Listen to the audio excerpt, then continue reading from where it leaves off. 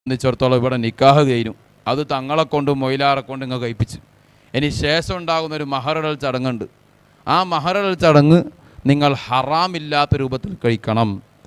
ഇവിടെ നിങ്ങൾ അത് മൊയിലാറായാലും ശരി, നാടനായാലും ശരി, ഇനി തങ്ങളാണെങ്കിലും ശരി, സ്റ്റേജിൽ കൊണ്ടുവന്നിട്ട് അവനവൻ്റെ പെങ്ങളെ അവനവൻ്റെ ഭാര്യനെയും കൊണ്ട് നാട് നീളെ കാണിച്ചു കൊണ്ടല്ല മഹറിടേണ്ടത്. അത് സുന്നത്തായ ഒരു കർമ്മമാണ്. ആ ഇബാദത്ത് അള്ളാഹു സ്വീകരിക്കേണ്ടതാണ്. അത് ആഖിറം വരെ എത്തിക്കേണ്ടതാണ്. അതിലൂടെയാണ് നിങ്ങളെ മക്കളിൽ ഇനി വരേണ്ടത്. അപ്പം ഹറാമ് ചെയ്താൽ ശേഷമുള്ള മക്കളെ പരീക്ഷിക്കാൻ അള്ളാഹുവിന് അധികാരമുണ്ട്.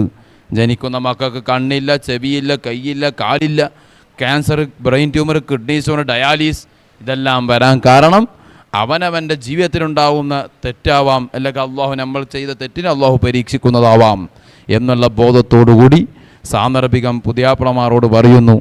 നിങ്ങളുടെ ചിലക്കുമ്പോൾ പെമ്മക്കളുണ്ടാവും, നാട്ടിൽ നിങ്ങളെ കാണിക്കണം, ഫോട്ടോ വീഡിയോ എടുത്തുകൊണ്ട്.